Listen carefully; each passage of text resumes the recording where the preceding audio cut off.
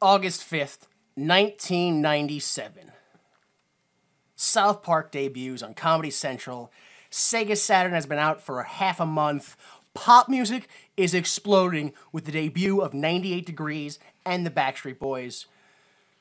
Who do you guys think would be a good star for our movie to really personify the times and cultures? Nicolas Cage? John Travolta? No. I need something with urban flavor. Shaquille O'Neal? Yeah, that's it! It's good, because Steel is released in theaters. They irritate the irritated, flex perplexities, poise puzzles, magnify mysteries, impose inquiries, and coagulate quandaries. But more importantly, they ask one question. Why would you make this?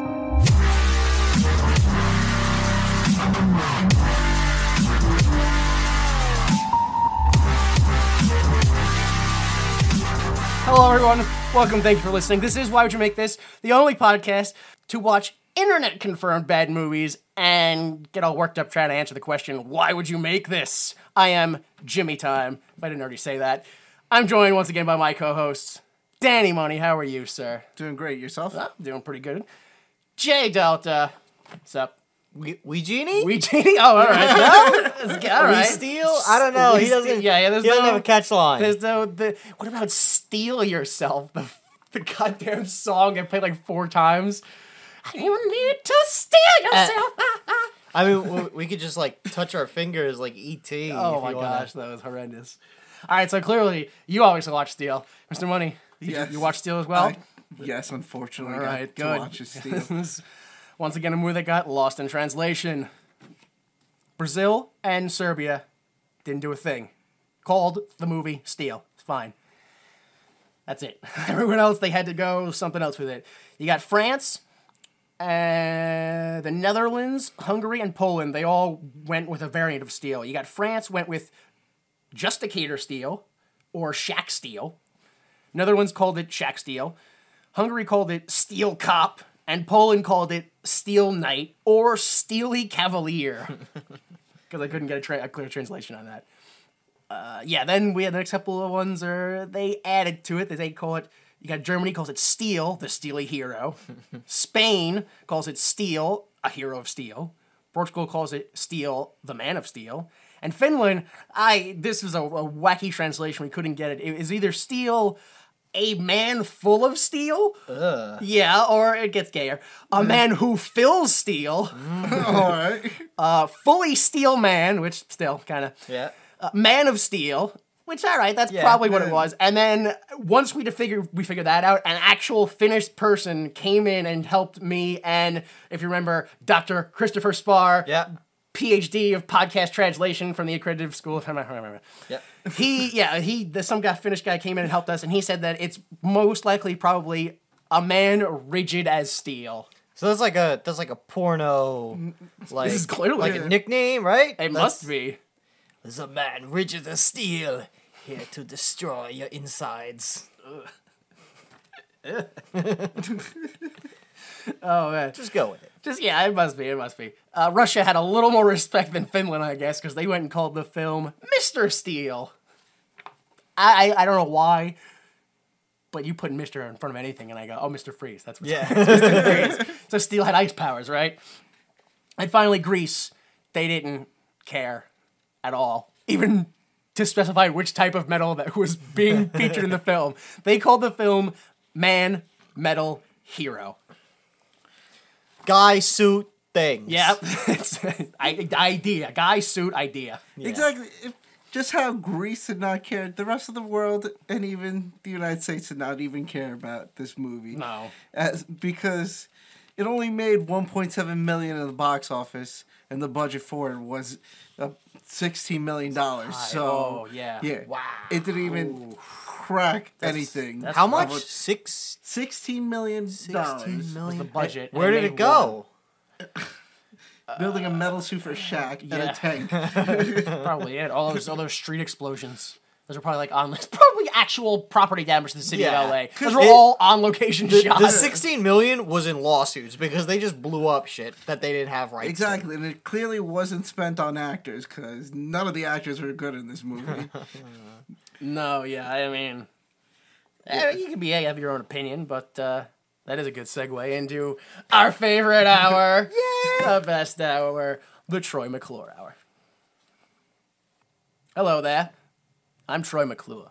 You may remember me from such Shaquille O'Neal movies as Ephraim the Abominable Elf, Tall Albert and the Scrap Pile Gang, or Shaq Fu Panda 2, Shaq Fu Hustle. All right. Shaquille O'Neal plays John Henry Irons / Steel. I know we just kind of did this last episode, but you might remember him from such roles as Shaq in both Scary Movie 4 and the Lego Movie.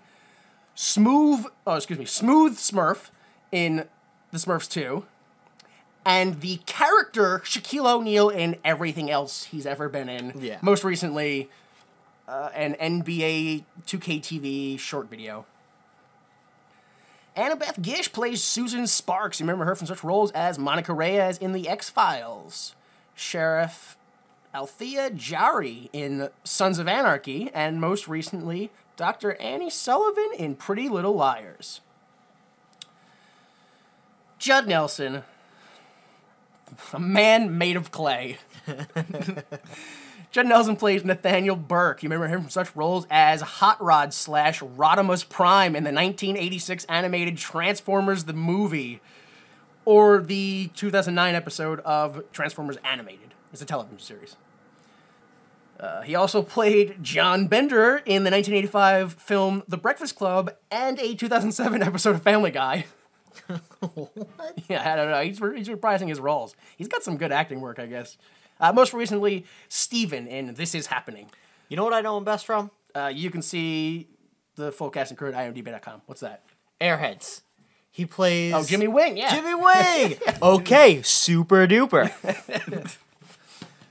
Yeah, I was going to put that in there, but then I realized we know that and would probably bring it up. Yeah. So that's fine. I guess before we hop into the movie, do you guys know the background of the character Steel? I am familiar with it very little. Like, I know it was created around Superman. I know that it's based off of the folklore of John Henry Irons. Yeah. I mean, I looked into it and found out more, but that was all I know to begin with. Yeah, so 1993 rolls around, and DC has, like, their big, huge event, the death of Superman. Okay. Right? Doomsday rolls into town, and him and Superman just beat the fuck out of each other, and then, like, Superman punch each other to death. Boom. Both punch, both dead. Oh no, Superman's dead. 4 guys pop up, like, claiming, like, I'm gonna be the next Superman. 3 of them are like, no, I'm Superman. I'm really Superman. They're like, I'm a robot of Superman, or I'm a clone of Superman, or I'm the real Superman. And Steel just shows up. I'm just a black guy in a suit, but you can call me Man of Steel. Yeah. Well, a little bit more into what I looked up and read was that kind of like in the movie, John Henry Adams did work on military weapons. John Henry Irons. Sorry, John Quincy Adams. John Quincy Adams, the world's first superhero.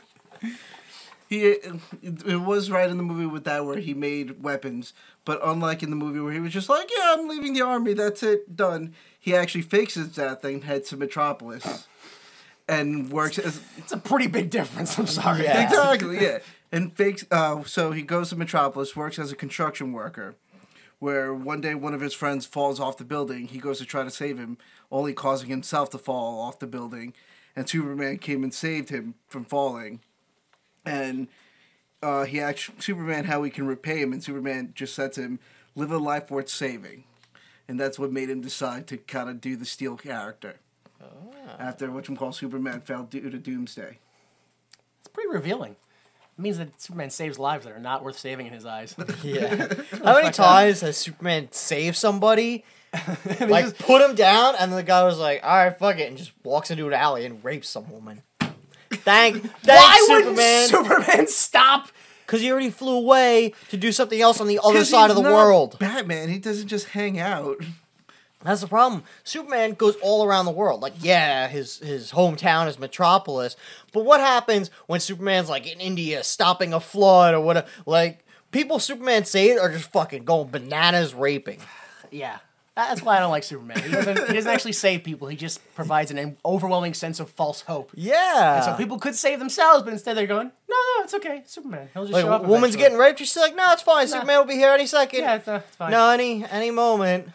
Which in a strange sense, Superman only shows up when like things are really big and destructive. How does he know if a rape is going on? Yeah.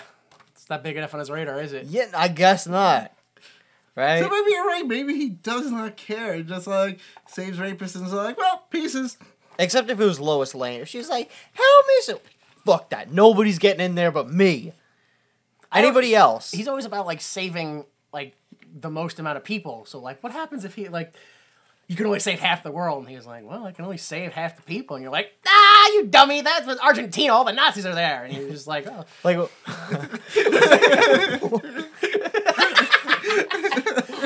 what did Lex Luthor ever say? All right, Superman, one bus is full of children on one side of the world about to explode, and one bus is full of pregnant mothers on the other side of the world. Good, they're both going to explode at the same time. Pick one. Save one. Like, Superman would just lose his mind, right? And then when he goes to save it, you blow up a third bus right next to him. Yeah. And he left. You're like, you dummy! The process is to destroy Superman. Why hasn't Lex Luthor just used his kryptonite to destroy Superman to begin with?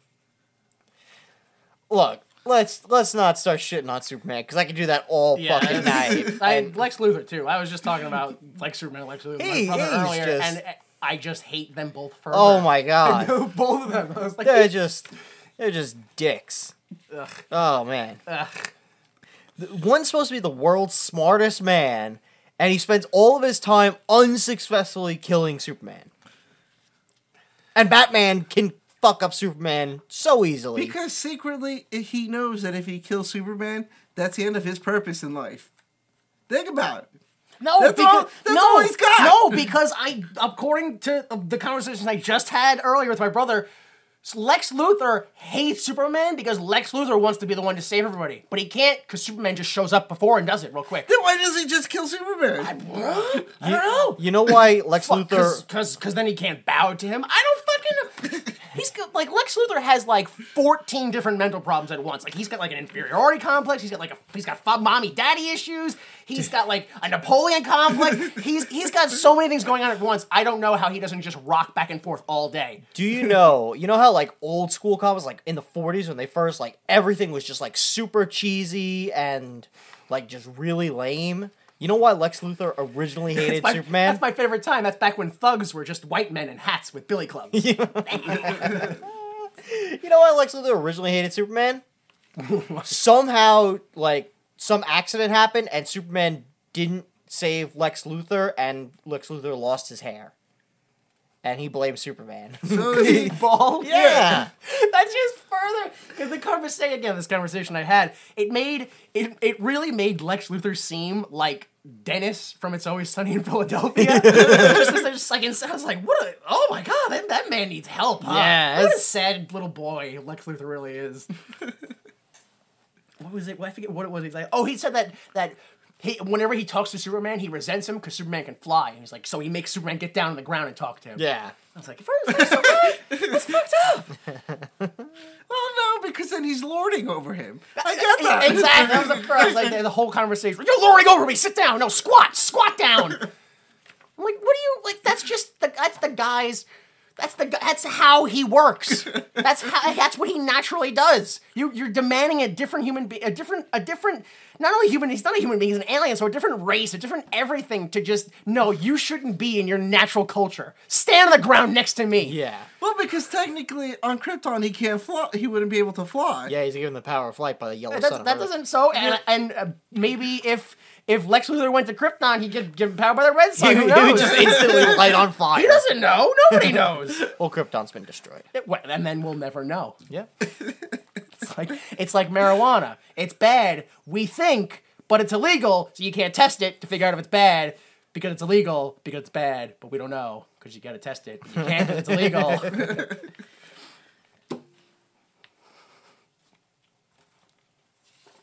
So should we start the film? Or? I mean, we could just end the film. I'm kind of done after all that. Yeah. All right, let's go ahead and start the film.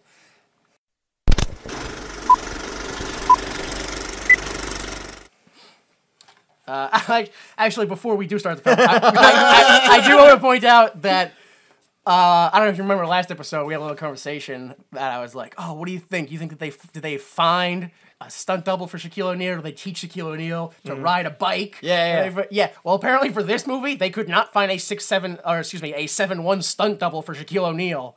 So Shaquille O'Neal did all of his own stunts. To be fair, he doesn't really do anything in this movie. Oh, but he tries to. I mean, God. If you think about it, he probably technically jumped from the building to the other building.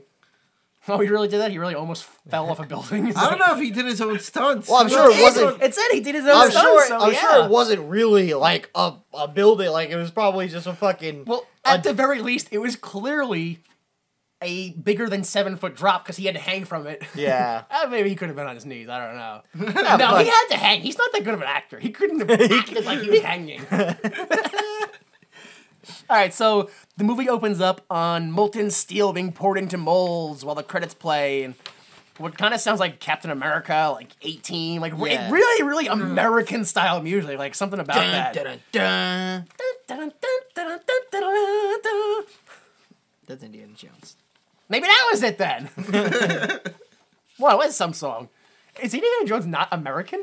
I mean, he is. He's actually the most American. Right? Right? He's this fucking badass, and he beats up Nazis. Right? He steals other people's cultures and puts them in glass boxes. Yep. Because he just says, no, it doesn't belong to you. It belongs to our museum. Yeah. He gets hit on by school children. That's true. American, right? Yeah. That keeps happening. Yeah, just to give you an idea, like, I'm sure this is just coincidence, but to give you an idea about how bad this film might have been, once this movie started, my stomach started to hurt. I was like, yeah.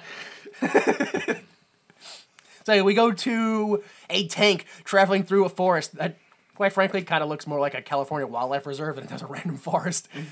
And a guy shoots an energy gun, like a sniper shoots at a tank, and the tank heats up, and the guys inside go, "We surrender, it's way too hot."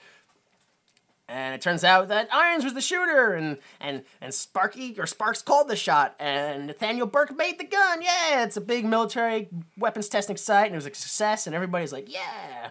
And Irons and Sparks, they got a little spark going on, and Burke's like, "You motherfuckers, I'm going to sabotage the whole United States government because of that!" That's instantly what happens. And they go, "How's it going, guys?" "Yeah." And he's like, Well, no, I think he just wants all the credit. That's it. He just wants to be... What? He wants to be the one banging the girl. That's it. That's all he cares about. That's not gonna happen. I don't think that's it. I think he just wants money. He was gonna get all that, like... This isn't... It's I don't... not a football game where, like... It's the army. He probably already had her. It alludes to he probably raped her. Can we bring up that... I didn't want to say that, but that's exactly what I thought it was. Can we bring up the fact that they're just testing live weapons on real people?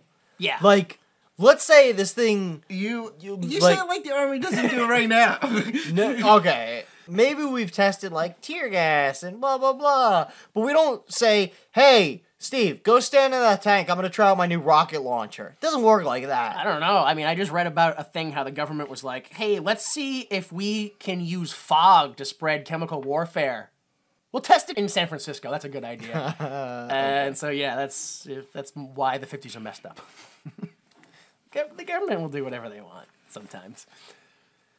So yeah, Judd Nelson character, Nelson Burke, he tells some senator lady, he's like, "Well, these weapons could be more powerful." And she's like, "Yeah, more power."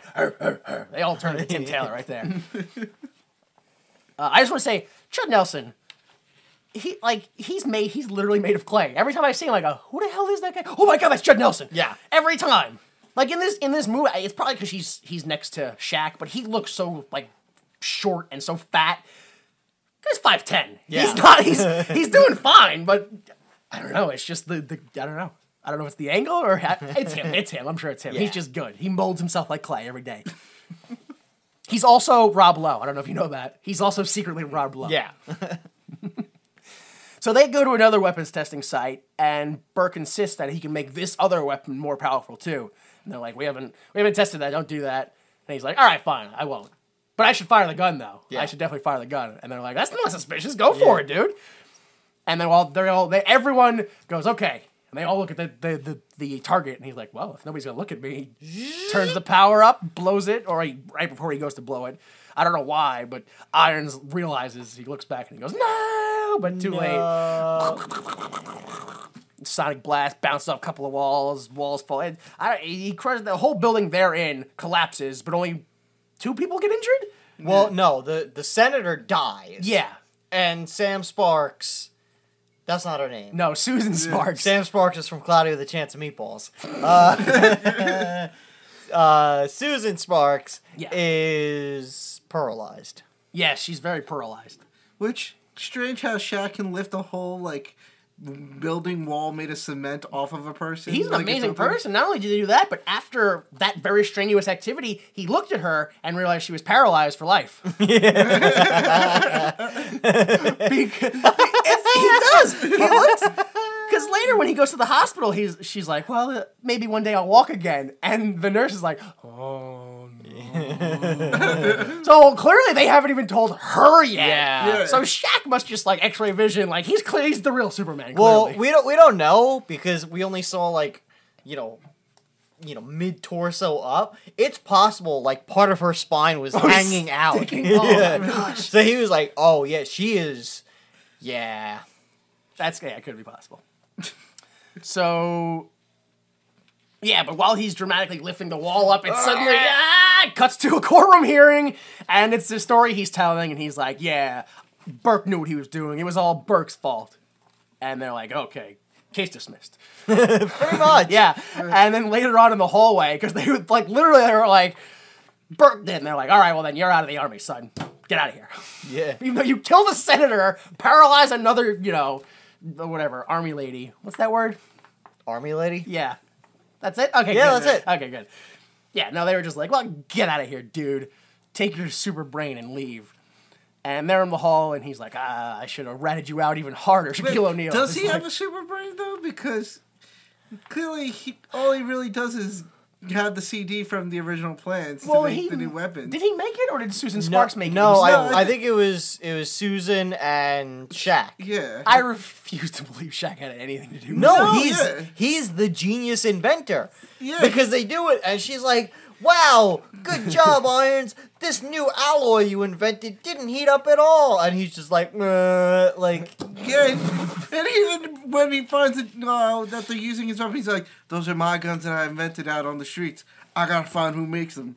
I don't know, something about Shaq that just did not register with me. wow. That's because of his doofiness. Are you saying you did not buy that Shaquille O'Neal was a genius weapons inventor? No, I'm sorry. I No, thought I would just miss a free throw. Are you telling me that this guy, right, John Henry Irons, at his size, went to college and didn't end up playing basketball and get drafted into the NBA? Why would he have when he keeps showing off his terrible free throw skills throughout this film? Oh my god, over and over and over again. So where were outside of the courtroom place, the general's like, oh, Burke got off easy. He should have been thrown in the gulag or whatever the American version of that is. Yeah. And he's like, but don't worry about that. We need to focus on these great new weapons. And he's like, what? No, that lady that I might kind of love, sort of, got hurt. So screw the whole army thing. And he leaves. And he's like, all right. They both salute each other. They're like, well, you're out of the army too. Do you think him and Susan Sparks, The general and her, which... No, Shaq and Susan, I did they do things? Before she know would get if she's supposed paralyzed? to. No. After, probably. What? I don't know. After. I don't know how any of that works. After, I don't know, or the legs would just be flopping everywhere. Well, after then it's legit just a consent thing. Because if she can't feel anything, there'd be could no just pain. go right you would in. just blah. There's no warming up. It would be just a mental consent thing. It's just 0 to 60. Yeah. Yeah. But then does she just like rock back and forth, and she doesn't really like. If she closed her eyes, she'd just be moving back and forth, and maybe she's on a boat or maybe she's having sex. She can't tell. Like, that's the exact analogy I was gonna make. Shaq comes in every night. Hey, baby, how's it going? You want to go for a boat ride? Close your eyes. Yeah, no, that's definitely what a boat motor sounds like.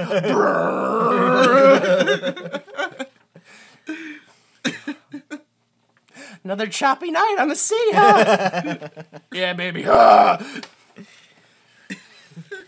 right, so yeah, Shaq is out of the army, and nearby, Burke does his best Heath Ledger Joker dressed as a cop impersonation. So in the hospital, this is what we're talking about. Irons goes to visit Susan Sparks in the hospital, and she's like, oh man, so you really did leave the army because you're wearing your civilian clothes, which I guess when you're in the army, you just have to constantly wear. Like, that's what that scene made me believe. But she's in the hospital. Maybe she also has brain damage. I don't know. Whatever. A ceiling fell on her. So, in all honesty, she probably can't even give consent anymore. Okay. That's too far. That's too goddamn far. So yeah, he's like, yeah, I'm out of the army, and she's like, well, I'll visit it when I can walk again. And that's when Shaq kind of looks at the nurse, and the nurse is like, oh no, don't mention the walking. Don't stop looking at me. She'll notice. I'm gonna cry. I don't really want to tell her. You tell her. No, not me. You. Just every day. So nurse, when am I gonna walk again? Oh, I think it'll be. Nurse runs out of the. Okay, who here will be able to walk sometime in the future? All right. No, you should put your. Not hand. so fast, Susan Sparks. I don't know how she doesn't know that she's paralyzed yet, though. That's the part that really concerns me. Is that the nurse knows now? Shaq knows. But she doesn't know her own medical condition. That's malpractice right there in the army. No, because maybe, like, she's paralyzed, but she's like, oh, but maybe the feeling will come back. Because it is possible for, like, everything's numb and then slowly feeling starts to come back and you start to gain mobility in some parts. It depends on how severe. I don't think it was about a feeling, though. I think it was more about going to someone's... feet not moving or your toes. But that's me. All right, your line of questioning confused me. Moving on. Burke and Irons go back to L.A. Burke arrives by plane and Irons by bus. Irons gets reacquainted with the neighborhood by missing a bunch of free throws. Yep. Hooray. We go to Burke, who arrives at Dantastic, which is a video arcade company. And he goes to see a friend, Big Willie, about selling guns. His super weapons, specifically super weapons that he stole from the United States military. I don't know if I'm the only one who was like, fuck this whole film at this point. Yep, absolutely. What, yes, I was the only one? No, fuck this whole film. film. Yeah. I mean, this movie came out in 1997. Yep. Arcades are, they're dead. They are dead. Yeah. They're super dead. 1997, we already have, like, Super Nintendo's already been out since, like, 91, so that's... We already had the PlayStation. Yeah, we already have PlayStation. And I think I have 96 down here? No, I have 94 for PlayStation. Nintendo 64 was released in 96. Yeah. As I said at the beginning of the podcast, Sega Saturn has already been out for half a month. Also, not even just that, we're already at the point where we have games like Tomb Raider, Parappa the Rapper, and WCW Nitro. Those games are already out. Yeah. Who is still playing arcades? Nobody. Well... Bowling alleys. Part of me could kind of see, like, if it's LA, it's the hood, it's like the kids can't afford... Yeah, that's what it This is inner city. This must be the last arcade company. Yeah, no, this is it. This is the last one. Yeah. And to be fair, it makes sense that he would still be around since he's not really making his money from arcades. Oh, that's true. If it's all through, it's a... Yeah, why wouldn't... I guess nobody fucking cares about video games. Be like, why is there an arcade company... How are they still around? And nobody... That's the same thing, like, I think back to RIPD, where they're like, we run a VCR repair store. Like, yeah. No, you don't. At the same time, do they make games at that arcade place too? Because later on, when they gave the job to Ray J, she mentions how, like, oh yeah, the new, like, Marco virtual reality game that you got over there seems really awesome. And Jet Nelson's character's like, yeah, let's go check it out. I think you mean, he said, yo, that new virtual reality game is fly. Yes, that's right. I did notice that, like, in their arcade, they had, like, NBA Jam and, like, other arcade games. But again, NBA Jam, that was Super Nintendo and Sega Genesis. Yeah. So I don't know if these guys are just, like, they are the last arcade place. This is it. I mean, there's probably still, like, in 97, there's probably still places like Discovery Zone and stuff like that open. So maybe it's exclusively just like through rental and repairs through those places. Like, you know, like I don't know if anybody would know what I don't know if Sports Plus is a regional thing or not. But that's bowling alleys. That's been open for, you know, that's Sports Center's been, it was open until late 2000. So, but whatever. So yeah, it's a good thing that Mr. Money mentioned Ray J, which is fine because we go back to Irons, who's on the block, and he meets his little brother Martin, and they go to Grandma's house, which is actually the only house on the block. It's the only actual house. Like every other building is a brick building, but she has an actual like country cottage. Yes, and Martin is played by Ray J, who is famous for being Brandy's brother. Wait. And that's it. Wait, Ray J is the guy with the eye patch. No, Ray J is the little kid. Really? Yeah. He's the guy with the penis and Kim Kardashian. He's the one who starred in the Kim Kardashian sex. He's the one who fucked Kim Kardashian into fame. And then I guess through proxy, Kanye West into fame. Because I presume that he fucked Kim Kardashian so famous that then she fucked somebody else and made him famous. Wow, how much? No, but let's just pause for a minute. How much does that suck? You fuck a girl famous to the point that she goes way beyond you ever will be. That's depressing. Well, that could be depressing, you know, or you could be like, dude, my dick is what made her famous. You see how famous she is? You have to sell it like that. That was my dick. You really have to sell it like that. That's gonna be your fucking thing, though. Like I was thinking the other day. Like I know this is sexist, but I was thinking like Kim Kardashian she won. She achieved the true female American dream. You suck your dick on camera once, you make $1 billion. Yeah. And that's it. You don't have to do anything. Like anything she does, it's because anytime she showed her ass on a cover, I'm like, that's because she was like, oh, fuck it, I'll make another $6 million. Why not? Yeah. Go for it. Like she won. She fucking won. Also, Kanye West lost. He fucking lost. Why? He sung a song called Gold Digger and then had that exact thing happen to him. That's true. Twice. Okay. Twice. She has another kid now. Yeah, I heard about Twice. I don't know if you've seen, there's like a meme online where you just picture where it's like him with Kim Kardashian and he's like got this serious face like, oh, let's fucking go, let's go. And then there's pictures with his last girlfriend, Amber Rose, and he has the hugest smile on his face in all his pictures. It's just like, man, that's fucked up. Like, this dude. Now, curious, let's say you're Ray J, right? You fuck a girl famous. Can you then, at what point is it illegal? Like if you're like, yo, bitch, you pay me money and I'll fuck you famous. Is it, if she's paying for the publicity and not for the sex, is that... It doesn't matter, because so long as they film it, it's considered a pornography, and that's fine. Oh. Number two, it definitely doesn't matter, because I'm pretty sure we talked about this like 6 months ago. There was a reporter who paid a fee to get fucked by James Dean, that's and right. filmed it so it wasn't prostitution, and she wrote an article about it so it wasn't... How does this shit work? Somebody explain it to me. I don't understand it. But what you do is whatever you want with confidence, and that's it. And that's it. You just do it. You just go, okay, and like when people go, you can't do that, you go, fuck you, I did it, and I wrote an article about it. Well, you can do that, but you can also just go, yeah, but I did, and I'm gonna again. Bye. And people will just go, oh, but you're supposed to stand here and listen to me yell at you. That's my experiences anyway. I am in for a fall soon, probably. All right, so anyway, Grandma's house, right? Yeah. She is cooking a souffle, but keeps failing. She wants to open up a restaurant called Black and Bleu. Bleu. Yeah, it's blue, but spelled the French way, B-L-E-U. Bleu. Where she combines down-home country cooking with French food. That's called New Orleans. That's I didn't realize until at the end of the food, I was like, that's Creole food. Yeah, that's Creole. You literally stole another culture's food and went, I invented something new. I'm the greatest. She's in LA.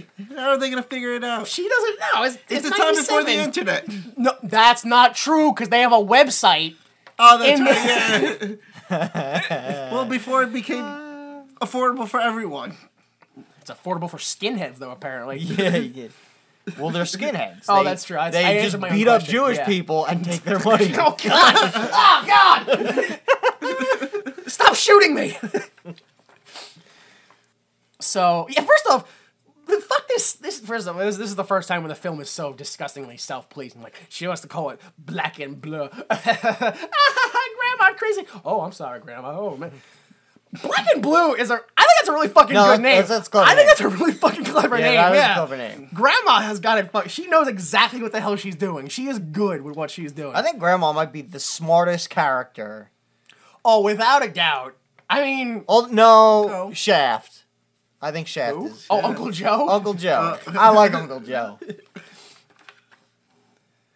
So yeah, whatever. She's like, whatever. Welcome home. Give me your laundry.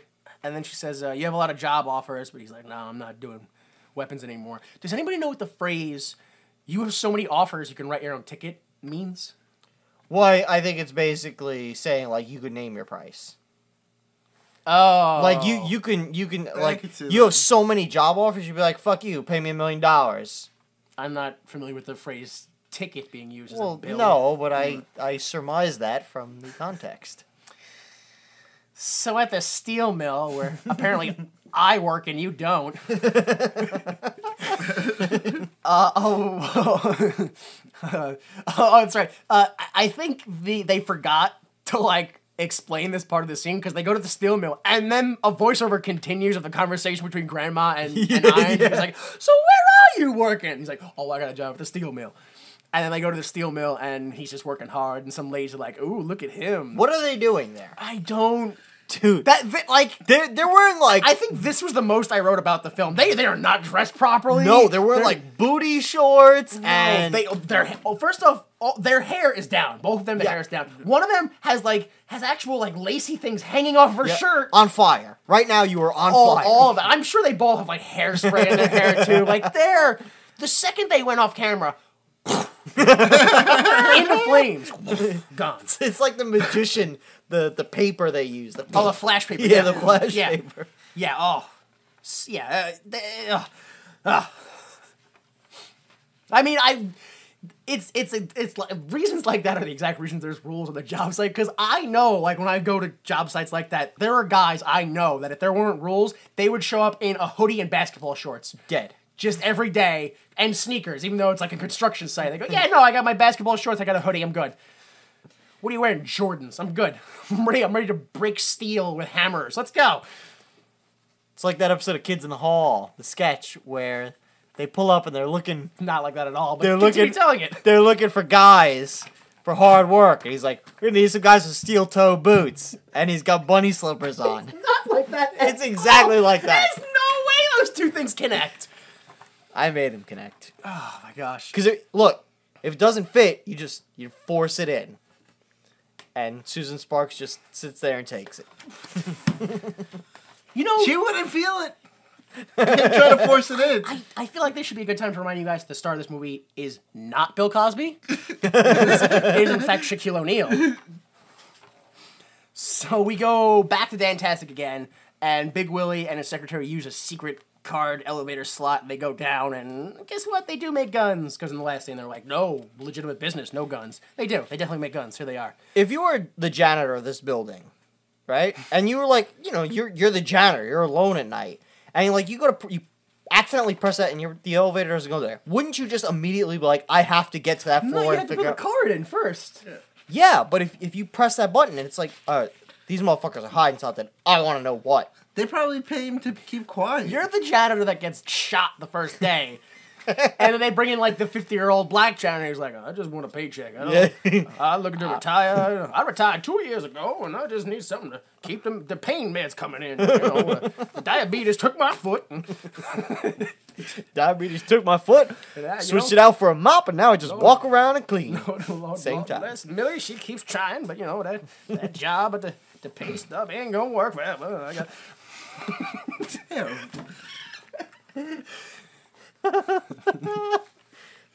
Fucking, I wish we could have grumbly old black janitor on every episode. Just Uncle Joe. Yes. Like, what do you think about this movie, Uncle Joe? I've seen a lot of movies in my time, but now I've seen a movie that I've never seen before, and that movie is, well, sure, more of a movie, but I mean, Millie, I can't keep spending it. Millie gotta get a pain meds, don't come in for cheap, I'll tell you now.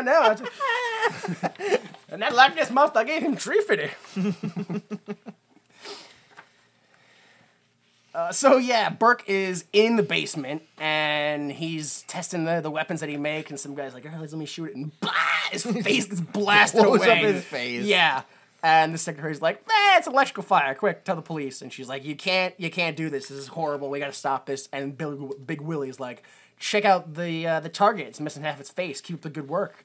And the secretary's like, accidents could happen to you too, Burke. Which, I don't know if I'm being, naive, but I really didn't perceive that as a threat, and more like being like, these are your products. You might get blown up by them one day. No, yeah, that's totally how she meant it. But Oh, no, I took it as like how that just happened to that guy. Something like that could happen to you, too, in the sense that I got it out for you. Okay, oh, so no, let's all keep an eye on Danny Money for the rest of our lives. Yeah, I'm going to pull a Judd Nelson in the next scene and, let you all fall down an elevator shaft. I was going to say, use the escalator.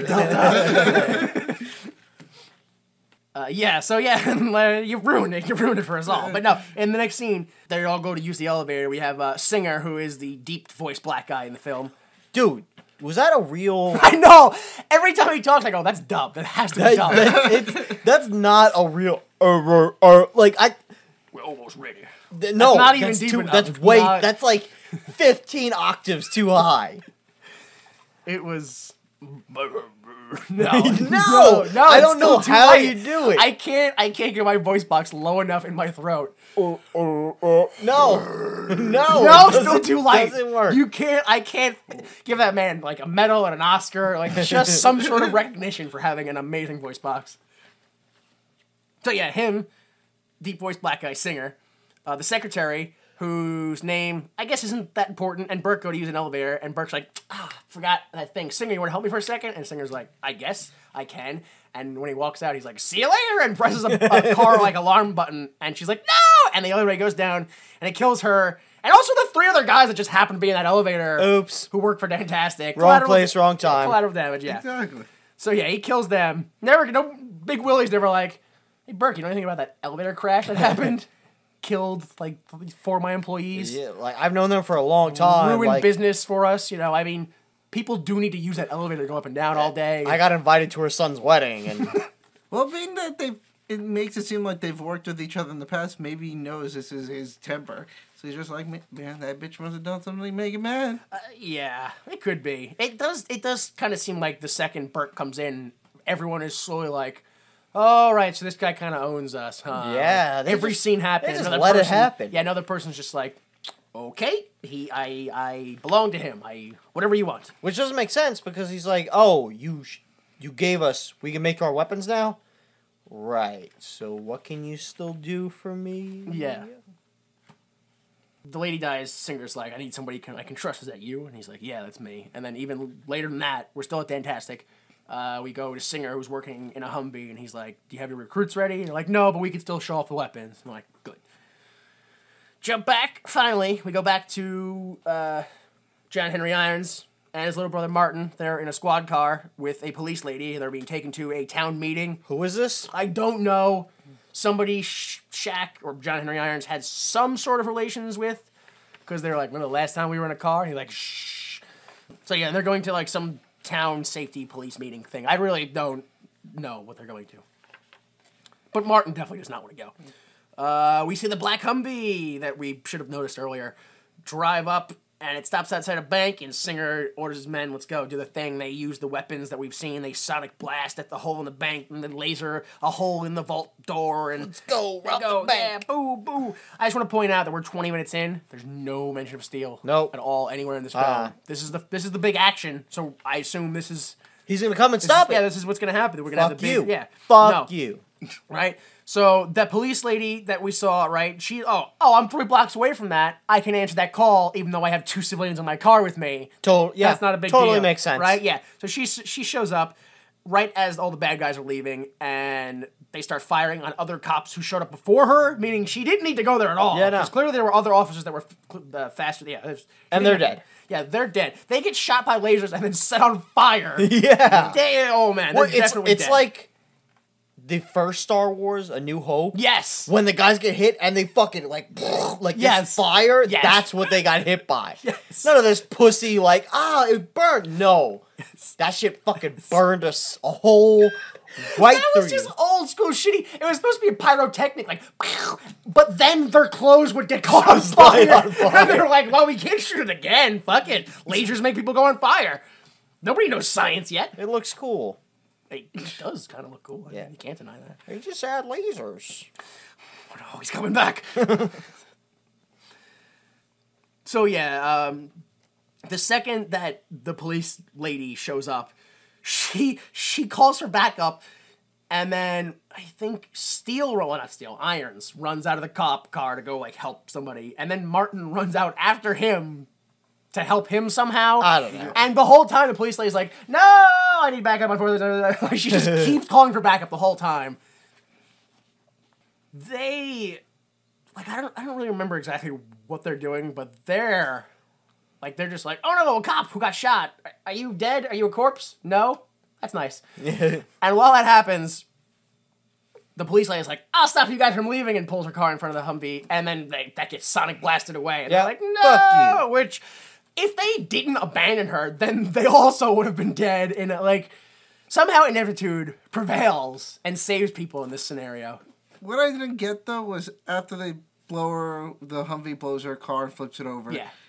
She hits a fire hydrant and there's water pouring all over her car, but yet her car's on fire. Car's on fire, yeah. Yeah. You don't know how fire works, do you? Apparently not. No. Well, it gets set on there's a anything. reason why you're not supposed to put water in your gas tank, because if you do, boom, instant explosion. Like a volcano, but with death. Oh, wait, volcanoes do have death. So her car flips over. Yeah. Shaq pulls her out. She's paralyzed, right? She's definitely paralyzed, just like Susan Sparks. Yeah. Oh. Yeah, without a doubt. We never see her again, so she must be. Maybe she's dead. Maybe she's dead if we never see her again.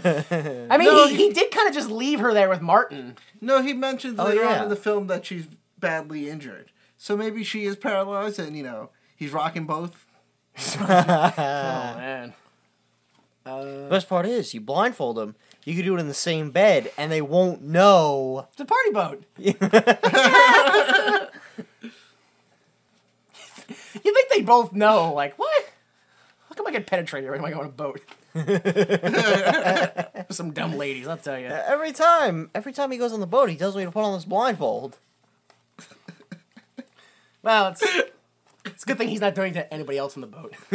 Even though there are long periods of time where he's not inside me. I gotta put a rein on this. I gotta stop ending this horrible thing. You guys don't stop me. You just keep going. Like, It's great. Yeah, but not like for my career. Just for you to listen to. We're supposed to be talking about steel. Shaquille O'Neal and his very wooden acting. He's clearly very putting wooden his something. steel in a paralyzed woman. Wouldn't he? I hate you guys so much. Oh my gosh. So yes, this is when a chase begins, and this kid is desperately struggling to climb over fences and walls, and Shaq is just kind of whoop, whoop, dip. He's waist high, just like the kid's reaching up and dramatically doing a pull up and throwing his body over it, and Shaq's just waist high hopping fences. One kid squeezes, he squeezes through a fence, and Shaq's like, let me just rip the gate off of its hinges, no problem. I love this part. The kid's running, escaping from Shaq, right? Yeah. Runs into the rail yard, and the guy's like, hey, kid, you're gonna get yourself boom, punched in the mouth, knocked unconscious, head lands right on the railroad tracks. That guy, when he tried to save some kid, almost got murdered himself. He should have minded his own business. Yeah, that's right. He should have. Who cares if it's your job to specifically prevent kids from running onto the trailer? I'm just gonna mind my business. No. That kid knows what he's doing. Clearly, he's got a mission in life that he's got to fulfill. Yeah. He's got a place he's gonna go. He's got a thing he's gonna do.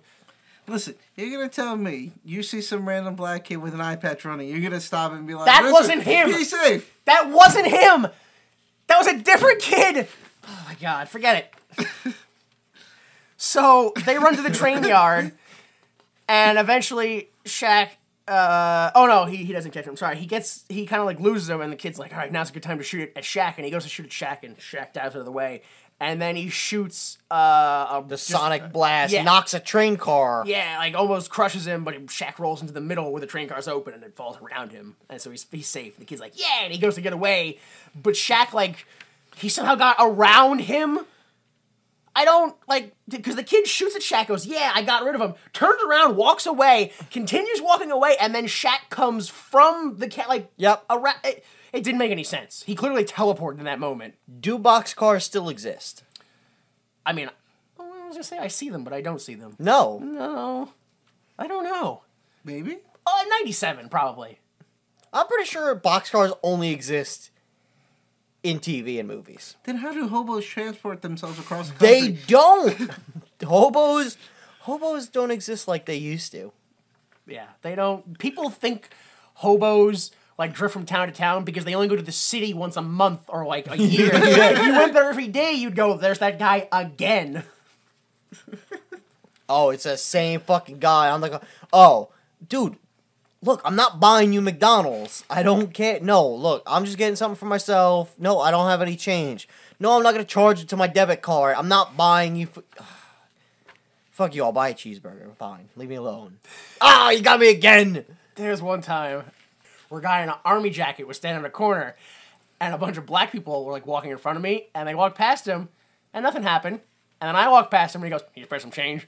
I was like, "No, I cannot." What did you ask them? Yeah, He's like, look, we both know. I was just like, God, they were dressed really nice too. I was just like, you fucking. This is the reason you're homeless. So yeah, Irons catches up and he's like, "Tell me where you got the gun. Tell me where you got the gun." Now's when the guy with the eye patch shows up and saves the other kid. Because he shoots Irons from behind with a gun and they run off. That was a really lackluster chase. It sounded like a spy movie, the music. It was a solid 10 minutes of a casual jog. Yeah. There was no tension, no excitement. It was just all right, there he goes. Now here I go. Once again, Shaq did his own stunts, so that's probably the fastest he can move without getting tired. Based on his physicality I've seen in the movies, I don't know how he ever played basketball. I don't know. Ever. He must just stand next to the opponent's basket I'm pretty sure. and just go, "Throw to me. Dunk. Yeah, I'm the best." That literally was his career. Oh, okay then. Never mind. That's how he played? Yeah, that makes perfect That sense. explains it then. No, it makes sense. He's tall enough that he could just hold his hands up and nobody could, he could just play keep away. Toss it in the rafters, I catch it. Clearly, this movie Slam pointed dunk out on the that greatest. he's not good at free throws. So, Yeah, that's all he had was the dunk. Made a career out of it, I guess. I guess you can make a career out of one move. I mean, Hogan did it. Yeah. So we got back to the block, and Irons is on a payphone with the military general, who's like, "I saw the secret military weapons in the street," and the general was like, "Well, I mean, they're all accounted for, so I don't see how that's possible." He's like, "You can't see anything with your head up your ass," and then he breaks the phone hanging up. What a dick. Yeah. I do want to point out, did you see the white guy that was absolutely shocked? Yeah. Yeah. That's what people would dress like on job sites if there weren't rules. Like that guy, every day. So then Shaq goes to Martin. He's like, "Who wears purple?" And he's like, "Purple? That's the Marks." Which I was like, that's not a good name to call yourself. The Marks, that means you're calling yourself the victims, pretty much. The idiots. Who are you? We're the patsies. The Banana Boys. Who are these guys? What's that gang? They walk around with horns? Oh, those are the scapegoats. What a fucking Yeah. God. Whoa. Fucking make it easier. I don't think I understand it enough. So he immediately goes to the Marks hideout. And he's like, tell me where you got the guns. And they all pull out regular guns. And they're like, no, we're not going to do that. But we'll let you off easy. Just leave. And they leave. And as soon as he leaves, they call up Burke. And he's like, yeah, we said nothing. What do you want us to do? And he's like, it's fine. Just keep the kid that he saw hidden and don't do anything. And he hangs up. And the second he hangs up, he's like, he turns to Singer. He's like, kill the kid as an example. So, what about our website? Is that ready yet? Yeah. Like, just, yeah, full sociopath mode. Fuck you. Casual murder. We go back to the steel mill again, because he still works there. And Irons is just yelling into a phone. He's like, what? I was at that hospital. Susan Sparks is at that hospital. How could she not be at that hospital? Oh, she moved. Changed hospitals. So we're going to St. Louis now. We're just in St. Louis. Yeah, there we was just, no travel no. to. Just. What do you mean she moved hospitals? You just see the arcs. Like, what happened? Why is every song in this? I mean, I think I know why, but why is every song in this movie like gospel music?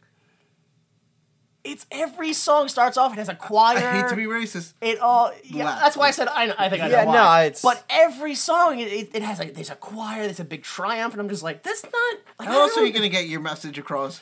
Clearly not the acting once again. Like that had to have been like blaxploitation, because if that was like an actual like Shaq was like, no, you gotta have soul music. And I'm like, it's an action. I'd love to see just a black action movie like the guy comes, I'm gonna kill you all now. He's calling my name. Oh no, no. He's calling my name. Like, what the fuck is? Like, this is the weirdest stuff. So yeah, he goes to the hospital in St. Louis, and Sparky, she won't even look at him. She's so depressed. Staring at the window. Eventually he's like, well, I saw the guns we made on the streets, and she's like, what, the guns? Until he mentions the guns, I am 100% convinced. Vegetable. Because she was talking, but blind. Yeah. I knew, I was like, she's definitely blind. I did think she might have been a vegetable at first, but then she started talking. I was like, oh, sure, she's blind. She's definitely blind. Yeah. And then she turned, and I was like, I don't know what's wrong with her now. I'm not a doctor anymore. Yeah. I thought I was, but now it's malpractice. Well, it's according to my sheet here, her eggs have been scrambled. Was that before or after the boat ride?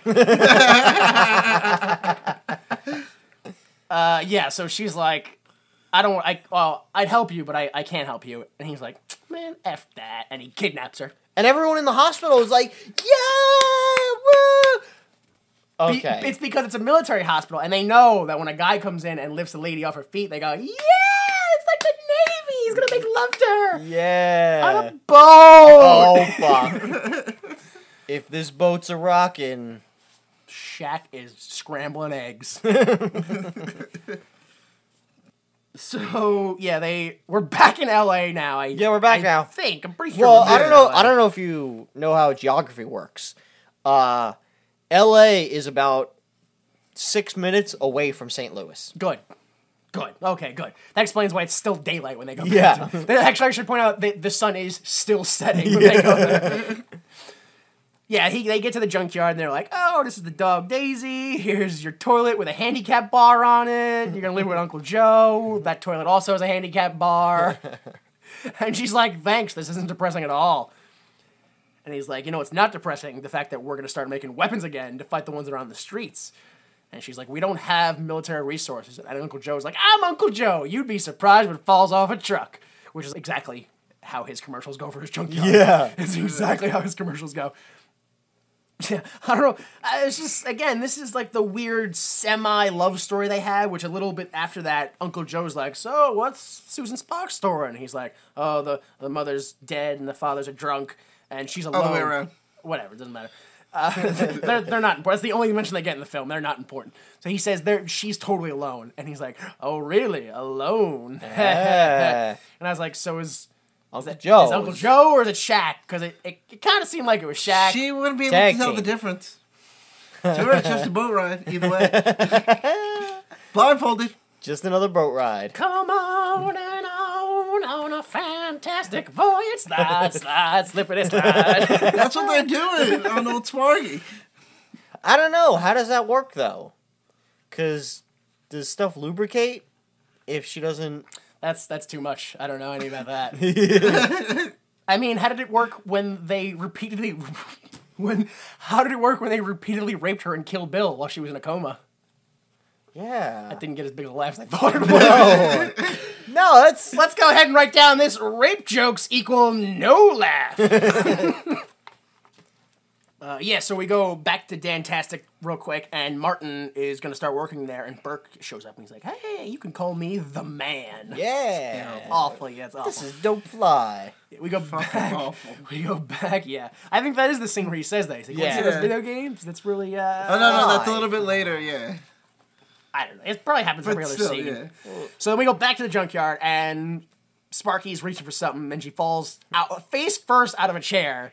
And Shaq and Uncle Joe just, like, sit there and laugh. No, they don't laugh.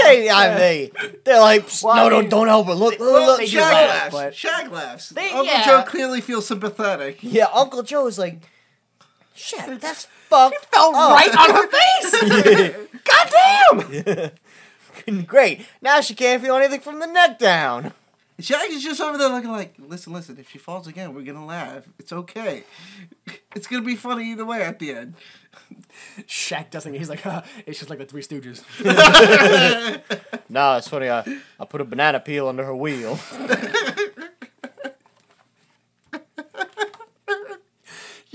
Your Shaq kind of sounds like Elvis. I think your Shaq is actually Nick Cage. Hey, be cool there, Uncle Joe. Be cool. Might get a visit from Tiny Elvis. Karate kick you right in the neck. That's right, Tommy. 47 times. So yeah, no, it's they don't just leave her. It's so she can learn self-reliance. She's got to pull herself back up into her chair, and then she does, and they all like, you do, yeah. And later on, she's like, hey, I want to thank you, Irons, for helping me and not helping me with everything. And then Martin shows up, and he's like, Grandma wants you to try her new, whatever, Thing. Panama Jack cheese. Sandwich. So they're like, yeah, sure, whatever. And Sparky goes to talk to Martin about the job he has, and he's like, yeah, it's great. I get the cream, and everything's fun, and you'd be great at the job. And I just want to point out that he's like, oh, I get the cream. She's like, what's cream? And he's like, oh, I get the cash rules everything around me. And I was like, why don't we do that for everything? That is a fantastic way to say stuff from now on. Just that idiotic way of, oh, you know what I need? I need that Fidwee. That Fidwee. I need that food. I die without it. It's just anything you talk about, you add a little moniker. I should have wrote more than one. Yeah. You fucking... Fuck that one, huh? Yeah, it doesn't matter. It doesn't matter what happens, because now comes the best part in any film. It's the montage! Everyone works real hard. Pounding steel, Yeah. banging stuff. There's sometimes they put their tool in their mouth and they go, how's it gonna work? Oh, I got it! Let me write some more. That happens like 4 times. I think one's a screwdriver, one's a... what else happens in the the classic little, what's this thing we're working on? It startled me! Like, it's just the worst. Like, every cliche ever was in it. When we get more steel being poured into molds. Again, 40 minutes into the film, no title character yet. Nope. None. Right, we get to the night. Nighttime, Spark, she made a transceiver and a camera and a super hammer and things that make me believe that she probably should have built better things in the military. Yeah. Junkyard material, and she recreated everything the military had. Yep. Well, there's also stuff that fell off the truck. What truck? Yeah, but... A truck with alien technology? Well, what is it? Uncle Joe said you never, you're surprised with what some people throw out in the trash. A time machine, so you can go to the future and get laser guns. Yeah. Yeah. He meant Doc Brown. How do you think they came up with a flex capacitor? I'd love it if there was like a scene where they actually explain, like, how'd you make that? Well, you'd be surprised what old DVD lasers can be made into it. Just like they just go way too into it. You just take the DVD lasers and you focus them through this old frying pan. Sonic Blast, well, what you do is you take the speaker out of all those cards that you open up and then play a sound, and you relay them off into one collected area. Yeah. So the Uncle Joe makes a bunch of black culture references: Soul Chain, Shaft. Well, he was Shaft. He was Shaft? He was Shaft. Oh. He's like, I especially love the Shaft. Because that's me. Oh, I didn't think it was like that at all. I think he was just being like, yeah, I especially like the Shaft part that I made. And then Susan Spark was like, you were an actor who played a different character. You played Shaft. Like, yeah, I want to say the movie is like very self-pleasing, but it's mostly just the Susan Spark character who's like, yeah, it's, ugh. Yeah. Maybe it was their way of trying to be like, oh yeah, if they make her seem safe around the black people, white people will want to watch an all-black movie. I don't know. Didn't work. Didn't know. Do black people not go to the movies? Or... Well, who else is making all that noise?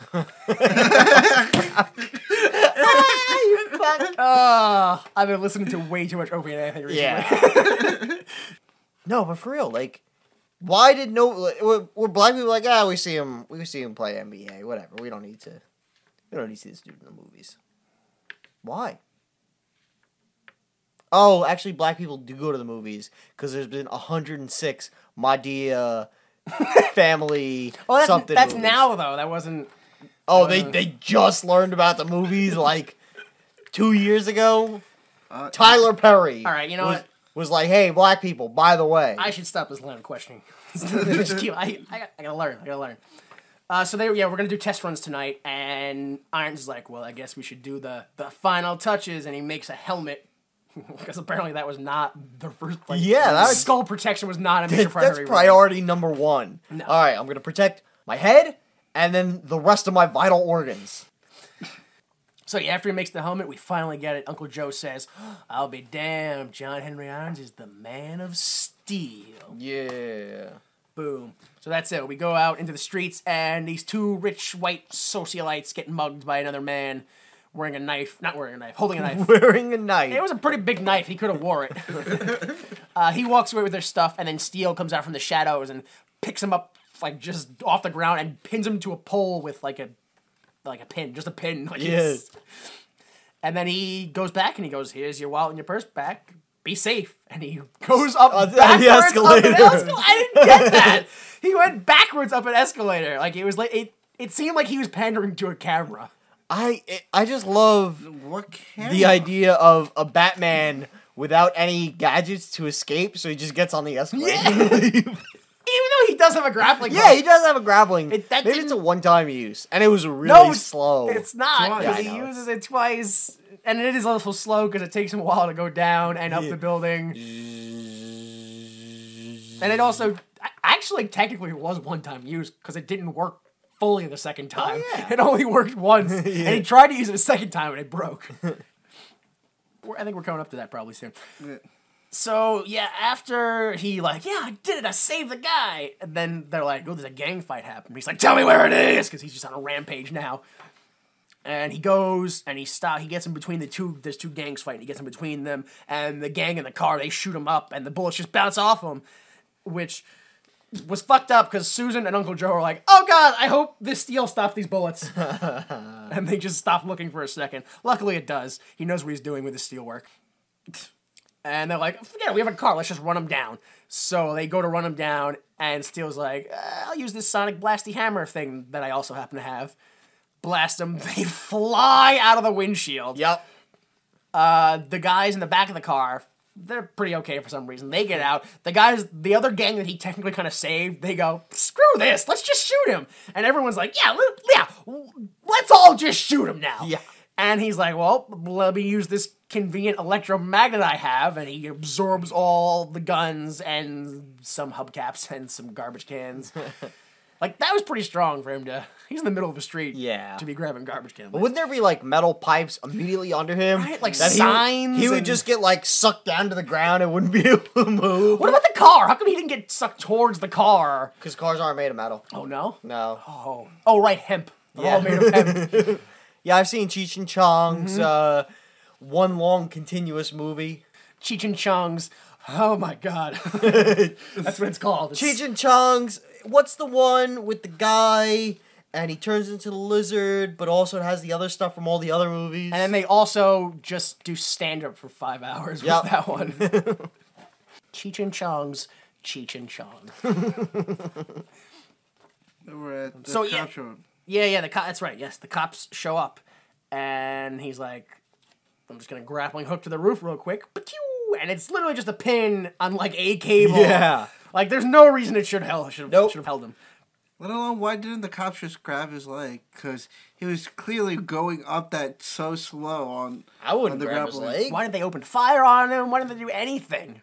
Nothing. But he gets on the roof and he starts to run and he's like, I'm going to jump to this next roof building. And Sparky uses her computer technology and she's like, nope, you're not going to make it. But it makes it. And he's like, I can totally make it. Oh, I'm pretty sure when she said you're not going to make it, like, she meant you're not going to land with your feet on that roof. Yeah. Which he didn't because he like, and just barely grabs on and then climbs up the roof and he runs away. And this is the first time I noticed it, which is when he runs to the other side and he goes and he hops off the building. And the lady cop like goes to shoot him, but she misses. And she says shoot, but if you look at her mouth, I'm pretty sure the line was shit. Yeah, I'm pretty sure it is. There's also another time, I don't know when. It's the one black cop that keeps showing up.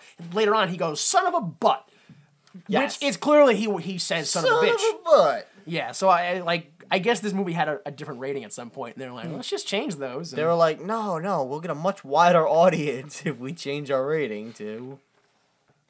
So yeah, like I said, he jumps off the roof on the other side, and he starts to rappel down, but the line breaks, and he falls into a bunch of garbage, but it's fine, because that garbage was also hiding his motorcycle in it. Also, he has a motorcycle now. Yeah, no, you didn't know you didn't see it earlier? Yeah, don't be a dummy. He definitely had one. It was there.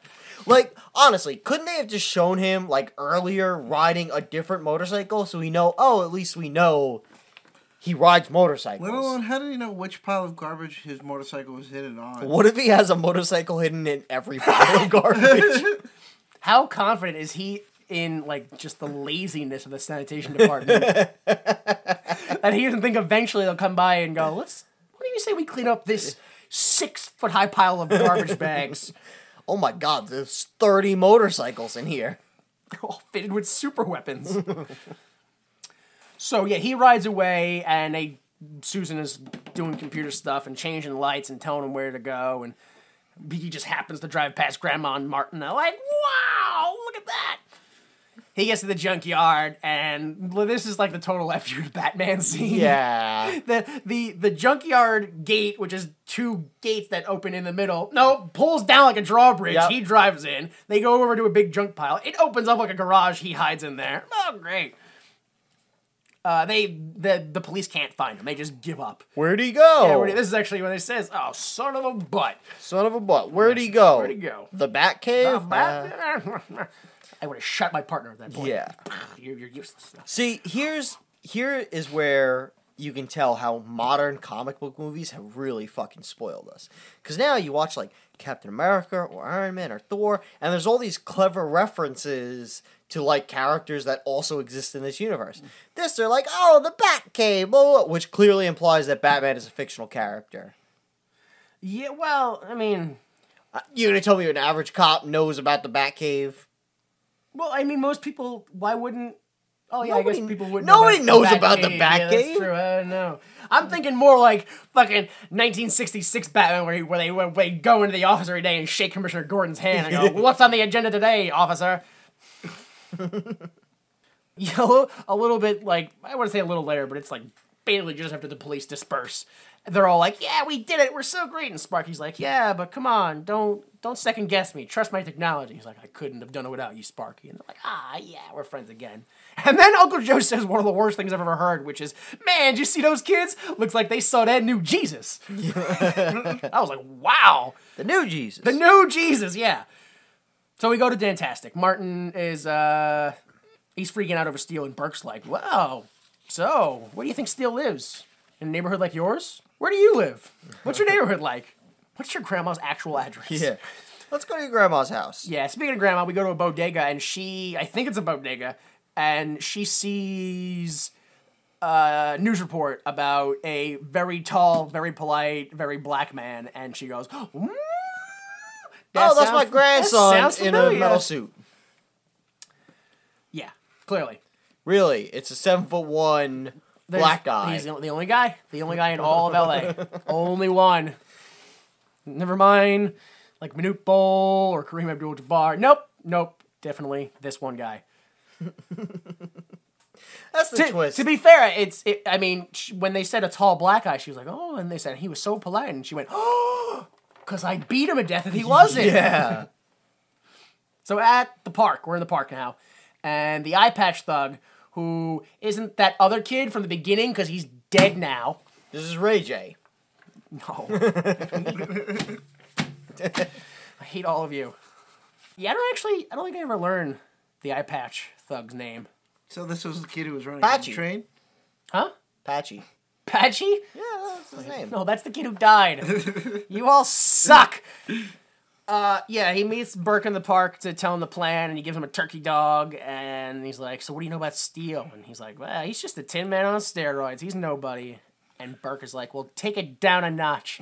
Well, no, I don't get this whole hot dog thing, because later on he's like, that hot dog I gave you was pork. Did I miss something where... Yeah, because he's like, nah, I don't eat pork. I think it may have just been another way to try to offend people into being, like, oh, look at this guy. He lied about, he made him eat non-kosher stuff. Yeah, that's what I thought it was like. Like, I figured it was like a Muslim type thing. I wasn't really sure, to be honest. Salam alaikum. Yes, Lake Salam. Got it. Oh, back in the streets. We're in Uncle Joe's van, and they say it real quick. I don't know if you guys noticed it. It's been 5 nights since Steel has been made. Yeah. Oh, man, 5 nights out here, and we didn't get anything, and they're getting real anxious. I don't, why do they take the dog with them on the patrols? Like, is it supposed to be like the Steel, like, what is Daisy the Steel version of Crypto, or Ace? Like, Uncle Joe needs someone to pal around with while Steel's out on the street. I guess. Yeah, this is before, like, the iPhone. He couldn't, like, just chill and, like, fucking read dumb news He's supposed sites. to be talking to Sparks and, like, regrouping information, and I don't know. Yeah, but they're out patrolling. Like, you can't just sit and read crack.com all day on your phone. Like, doesn't work like that back then. Whatever. You either read a newspaper, boring, or you pet your dog. What a party that is! Petting a dog for 6 hours. That's what people did before the internet. They also made a hoop of wood move with a stick of wood. So there's that. Stick and hoop. Don't forget about good old stick and hoop or ball and cup. Those were fun times. Sometimes you got it twice in a row. So Singer, the impossibly deep-voiced villain, opens up a manhole cover and puts some weird blinky device in a pipe. And then he goes back up out of the manhole cover, makes the Humvee drive over it, blows it. Some building lose power. Sparky notices it, and let's go figure out what it is. The Humvee, they go ahead and they blast a hole into the wall of that building that they were next to, and it turns out it's the Federal Reserve. Oh, also the Burke, he jammed police communications, so they're not going to be there anytime soon, although they kind of are. Yeah. Yeah, the bad guys, they go ahead, they blast a hole into the Federal Reserve, go in, punch out the 2 night guards, and steal all the money in the Federal Reserve. How many guards do you think they're going to have? What are the odds of the Federal Reserve getting 3. robbed? You have 3. You have 1 to man the phone and 2 to investigate things. Yeah, but Steve called out that night. So, it was just 2 man. Steve fucked And up. then what were those... Like, some guys are like, oh, it's happened in the West Wing, and some guys are like, I'll go this way. And he was like, I'm going this way, and he goes in like a door, and then we see 2 guards. Like, they showed like 4 guys, like, being secure. Fuck it! I don't care! Fuck it! Steel shows up, probably. He does anyway, even if we're not there. And he starts like, I'm here to save the day. And Burke's like, I wonder who that one tall black guy is. Who also has this technology that was a probably tall why he black noticed guy invented. And so, yeah, the bad guys get in the Humvee and they blast. Well, I mean, Steel shows up and knocks some guys out first, but then they get in the Humvee and they zap. Yeah, they blast him into a newsstand, and then the cops show up on foot, and they get out and they go, freeze, and then a helicopter shows up, and the bad guys are like, whoopsie doodle, and shoot the helicopter, and then Steel is like, no, and he goes and saves the one recurring black and white cop team that have been there. Well, just the black guy, because the white guy just runs out of the way as soon as there's danger. He goes to safety. So Steel saves him and then runs away on his motorcycle. I don't know. Like, it's like it was, even though this was a big like action scene, it was at this point in the film. boring. It was boring as shit. No, it was the same as the other. Hey, fuck it, let's see. And then he drives, and the police chase him, and he gets away. Yeah. It was literally the first bank robbery all over again, just added steel. Yeah, and he his hammer has a laser on the bottom, and he uses it to get away from a motorcycle cop by spilling water on him. Oh yeah. He destroys public property and almost kills a man who's literally doing his job. Decapitates. Yeah. Yeah. Oh, that man. I should not the cop that he also almost kills for doing his job. No, the actual city worker who's just trying to, I don't know, like pump out sewage. I have no idea what that was for. Oh, that means the cop got covered in sewage. There's an open manhole cover and a tank full of some sort of liquid. Maybe he was putting fresh water into the sewer. Because that makes total sense, doesn't it? That makes perfect sense. Why wouldn't they do that every day? How else are you going to keep the alligators alive? They gotta give them fresh water. All right, guys. So today we're gonna take this bottle of water and we're gonna pour it down the drain. Man, this program really needs better funding. I gotta tell you. We gotta like rally something. So yeah, I think I skipped it a second earlier, but Burke was like, "All right, so we're ready to show our commercial to the world, right? Here we go." And then they went and robbed the Federal Reserve. And now after that, that's done. Then the news shows what happened, and it shows it to all over the world, and all the bad guys in all the world are like, "Oh, I want those weapons." They're all conveniently watching the same. Yeah, they're all conveniently watching the local LA news. Yeah, no, you didn't know, like, skinheads and, like, Colombian drug lords and African warlords, they all watch the LA local news. Why wouldn't they? That's what you do. That's what you do. Right, so go back to the junkyard, and Sparky or Uncle Joe are arguing over the illusion that Irons represents to the African-American folklore John Henry Irons. Yeah. Like I said, it's really self-pleasing, it's really heavy-handed. Uncle Joe suggests that the mythological figure might not have died if Sparky was there to help him. Yeah. And despite the fact that is probably factually true, Sparky is still like, "That's the dumbest thing I've ever heard, Uncle Joe." And luckily, Shaq's like, "I need water, Uncle Joe." And he's like, "Fine, I'm the only one who could walk, I'll get it." So yeah, whatever. We go back to Dantastic, and he's like, "Hey, cops, want to know where you can find that fancy weapon what do you say? That destroyed the helicopter?" Shaq's grandma's house. Yeah, Shaq's grandma's house. So we go, to Shaq's grandma's house, and he's like, "Oh, hi, Grandma, you cooking more souffles?" And she's like, "Yeah, I'm cooking souffles. That's all I cook now for the rest of my life. Forever. I'm a slave to souffles. Till I get it right." I need it for the black and blue. Yeah, for the black and blue.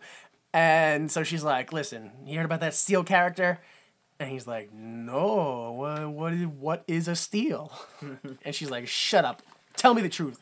Are you..." Just mercenaries kicking the door and just jump to the window, and Shaq starts kicking them and beating them with frying pans, and then finally the third guy comes in and he goes, "LAPD, here's a warrant." But you're supposed to be the first guy that goes in the door. Not even that. Why are there people crashing through windows? It's not like he's barricaded himself in. You're supposed to go, "LAPD, open the door," and then if they don't, then you kick it. Usually they go, "LAPD, going," like they don't give you time to answer, but you're supposed to knock first. You're supposed to knock. And maybe they didn't. Maybe they had a no-knock warrant. That's true. They could have had a no-knock warrant. Those are harder to get, but they do exist. They still shouldn't have crashed through the window. No. Oh, he like scuba dive rolled like how you're supposed to scuba roll out of the tank. He did that into a window. Look, he had a rope on him, which leads me to believe that he climbed the roof. How did he not notice that he climbed the roof? It's 2 stories, so he could have done it. Look, I'm just saying, if I was a SWAT team member and they're like, "All right, we're bursting in," I was like, "Can I go through? Can I swing through rope through the window? Because that'd be fucking cool. Because you can't deny that motherfucker for a moment was like, this is the coolest thing I'll ever do. The highlight of my career." Boom! Punch in the face by Shaq. I assume both of those police officers are dead. They're both dead. The one that Shaq just fisted, and the one that he frying panned. He Wilma'd that guy so good. So yeah, they get him down, and they're like, "We found this gun in the basement," which I'm pretty sure the police come from. Like, they don't even come in through, go to the basement, then come back. They just come right from the basement. Like, they were hiding out in there. Are they in? Yeah? Okay, we can just take the gun up there now. All right, we found it already. So yeah, they arrest him. Somehow they don't notice him take the earpiece out of his ear and then put it in his mouth. Also, they don't check him while he's in there at all. Because the second they bring him into the jail, he just takes the thing out of his... Actually, I'm skipping some, because they have people come in and try to ID him through, like, a lineup, but the rich people are like, no, he helped us. We're not going to ID him. Well, actually, they just say, we don't see him. We don't see him. And then they order the black cop. They're like, you saw him. You look into him. And he goes in and he looks at Shaq, and he's like, no, that's not him. And they're like, grrr. So, yeah, they put him in jail. And after all that, he takes the earpiece out of his mouth and puts it back in his ear. Yep. And he starts talking to Sparks. And then even while he's doing that, his cellmate and the guard who's supposed to be watching him just look at him like he's insane. Yeah. Yeah. Just, what? Is he talking to him? So, tell me about the governor. How am I going to get out of here? What about those weapons on the street? And they're like, that guy's just talking to himself? I'm not going to write any of this down or Because call it's jail, anybody. they've probably seen enough people doing that they're just like, yeah, this is normal. Nigga lost his mind. I guess that must be it. I was upset at this scene just because the whole, you're supposed to be innocent until you're proven guilty in a court. Like, Nope. Fuck you. You're a fruitcake. Yeah. You're a weirdo. But all right, so it doesn't matter because the Susan Sparks calls like the district attorney, and Uncle Joe gets him to sign some publisher's clearinghouse thing. They basically trick him out of jail. They trick him free and clear, and he's gone. He's back on the streets. Literally that night, Steele is back on the streets patrolling again, and they get a call, and they're like, all right, we're definitely going to that call. And Susan's like, good, you're going to that call. And then a guy says with a gun, and he's like, oh, let's go, Susan. So they don't know that she's gone yet.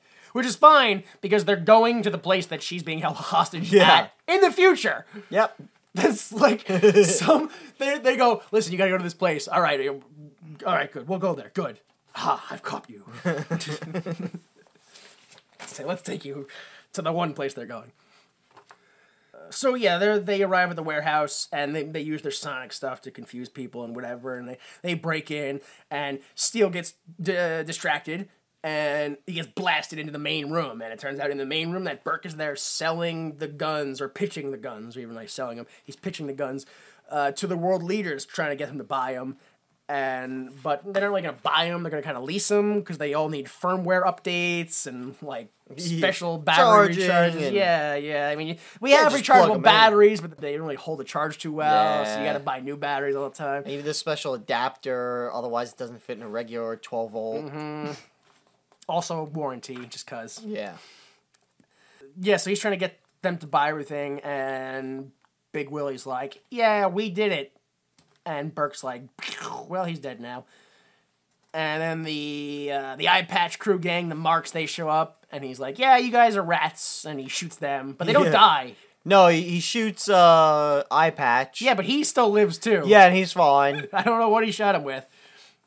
We go outside, and Uncle Joe, who showed up with Steele, is in a van, and I think maybe the same guy that kidnapped Sparks also goes to kidnap Uncle Joe, and Uncle Joe goes, oh, damn! And then the dog jumps out, because apparently that's the kill call, and murders the man. Oh, yeah, rips his throat out. He's dead. And so that's it. Uncle Joe's safe now, because apparently he has a murder dog with him. Back in asked why he brought the dog with him. Yeah, I did ask, and I learned because it's a vicious killing machine. We go back in the warehouse, and Steele is like, hey, Burke, my power is way more powerful. I said, my hammer is way more powerful than anything you can make. Just don't touch the red switch, because that's too much power. That's way too much power for you. Actually, we can see the military real quick, and they're like, we're going to be there in 15 minutes, Uncle Joe. And he's like, we're all dead. And so back in the warehouse, Burke's like, yep, I'm totally Tim Taylor, more power. Switches it on, and then the hammer gets shoved to Steele, because apparently the electromagnet is in Steele. Yep. The character, not the hammer. Not the hammer. It's in Steele himself, I guess. Somehow. So the hammer, he turns it on, and the hammer goes to Steele, and he's like, kill them! And then Susan Sparks like, maybe not! And her wheelchair is a death machine. Dude, Well, sorry to interrupt real quick. Maybe it's not that the magnet is in him as much as the magnet inside the hammer itself is so strong that Burke can't hold on to it. So where does it fly off to? The one thing it can hold on to. The closest giant metal object. Why didn't it go to the steel wall of like Shut the up. warehouse?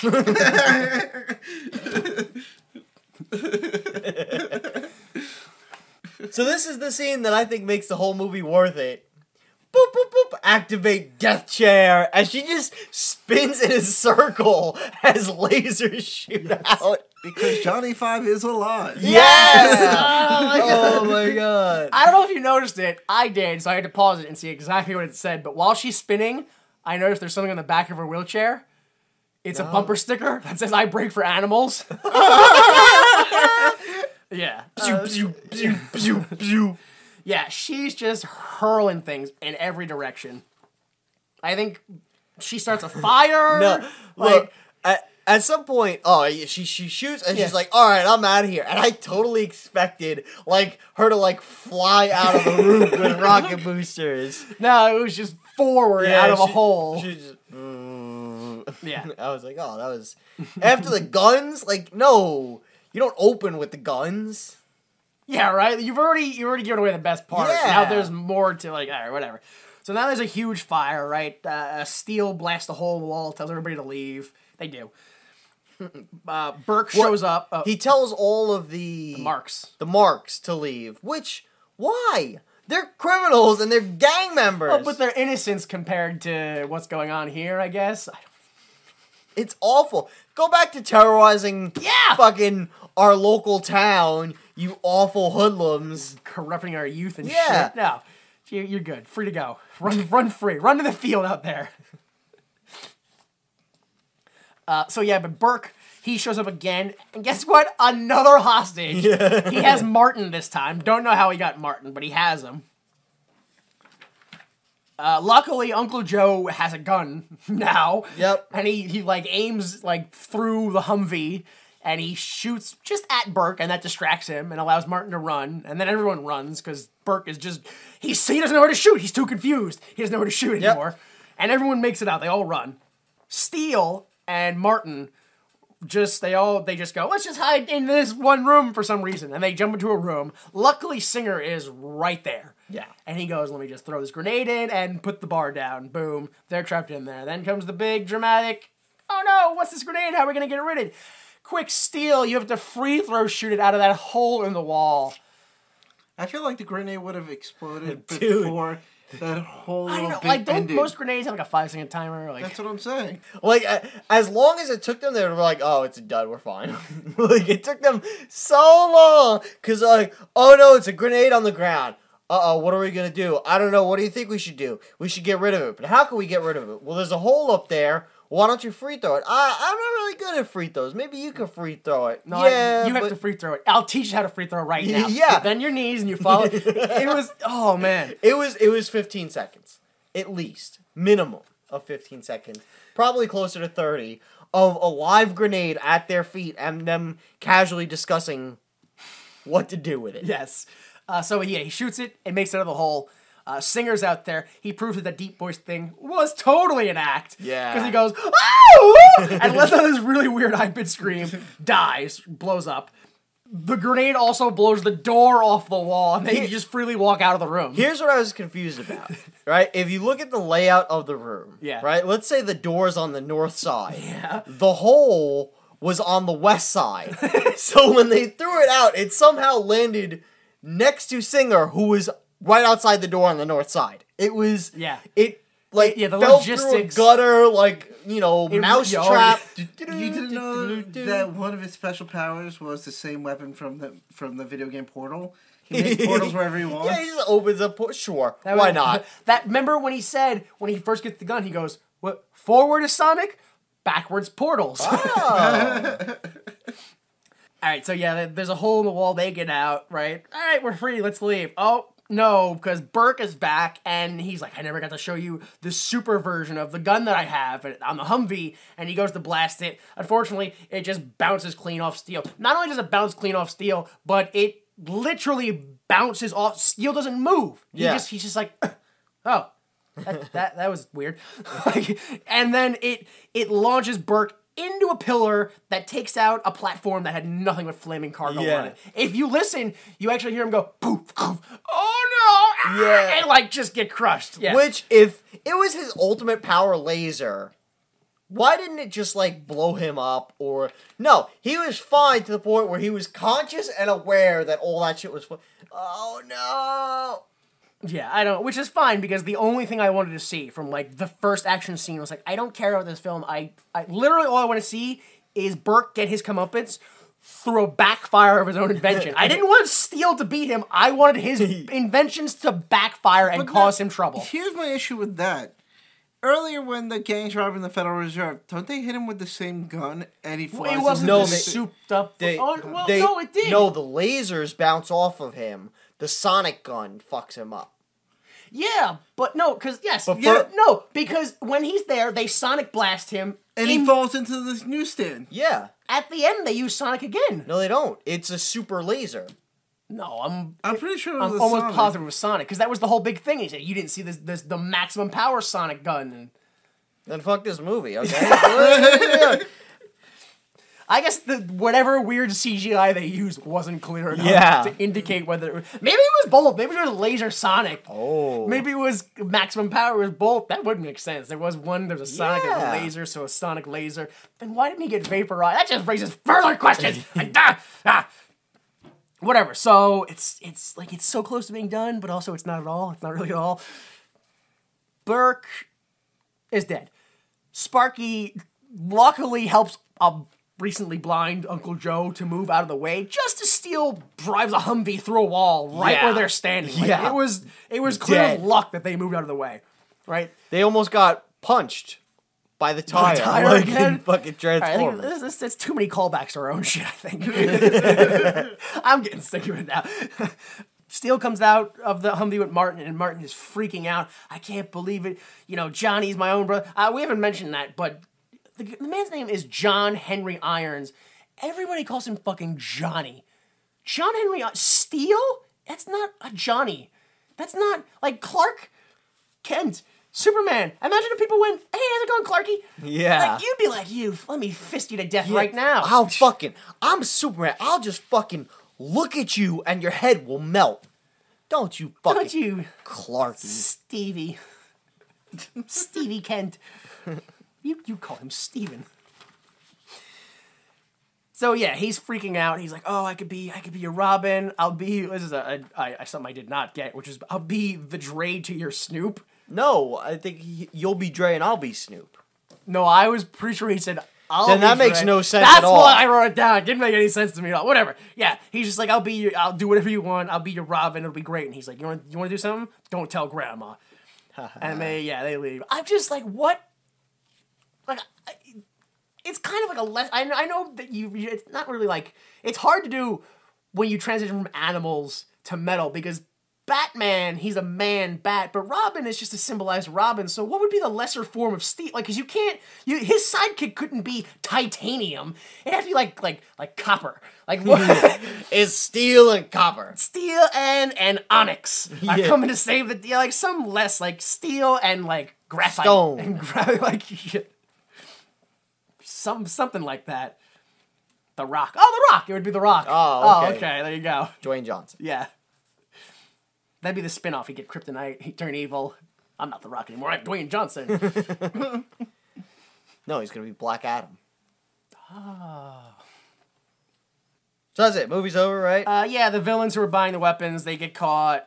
The general is like, "Who are you, Steel?" And Steel's using a fake synthesizer to sound like Arnold Schwarzenegger. But he's like, it's definitely John Henry Irons. We all know it. And then the last scene, hooray! Grandma Odessa, who I think is the first time we mentioned her name. Grandma Odessa gets her new restaurant, Black and Bleu, which the sign is shitty, and it looks like the name of the restaurant is Black Bleu. Black Bleu. Black Bleu. She makes her food. She's got it down pat. She knows what she's doing, like some lobster with okra and stuff. You know, it sounds great. And they're like, "What do you think of that Steel dude, Grandma?" And Grandma's like, "Well, I'm sure Steel's family is real proud of him." Aw. Yeah. Also, Grandma made souffle. Yay! Yeah, it worked. Also, Sparky made a wheelchair stand. Yay! But she still can't walk. Well, I mean, that's... Oh, you can stand up. Great. Now walk over here. Oh, wow. Well. But they hug anyway. They like it. Now, Now you can just reach a higher shelf. Great. She went fall face first again. So yeah, that was done. That was way too long for this movie. But yeah, Overall opinion, fuck this movie. Yeah, that's pretty much. It's just fuck you. And it's funny because I read a review before I watched the film that was like, oh, this film is not so great. It watched like a Saturday morning cartoon. And I was like, oh great, here comes, fucking old fart McNo-Pants over here with his toupee and shit going, no, kids today with their cartoons and shit. And no, this movie really is like a cartoon. Every 20 minutes I go, so the story's done now, right? Yeah. And I go, there's more? Really? All right, fine. Yeah, it's just like every 20 minutes. Every 20 minutes. It took almost half the film for the main character to turn into... Like, I get it. I don't know. Like, I'm starting to think of that. Is that like even a valid complaint? Should I go back and watch Batman Begins and see how long it takes for him to turn into Batman? It takes him a while to turn into Batman, but he starts his path to becoming Batman quick. Same thing with Captain America. He's in the Alps and shit. That's true. He doesn't become Captain America right away, but he starts his path to become Iron Man. He gets captured. He starts his path. He's just like, okay, I'm Steel now. Like 40 minutes of the movie, he's just like, oh, I'll make a suit of steel and do things. There's no like progression into it. Yeah, they got rid of the montage. Yeah. That's what in later movies today, there's no montage anymore. They actually explain that storyline. Yeah. Sequel? Well, before I say that, are they in love, Sparks and Ions? Did they fall in love at the end? Was that the main? Really? I guess. That hug was love? I mean... That was like... There was such like a... they're gonna be lovers. And then they came into... Oh, but we're such good friends. Well, they can't go for a boat ride in public. Yeah, but they could have kissed. Like... No, she's not into that. She's not... She don't like that mouthy shit.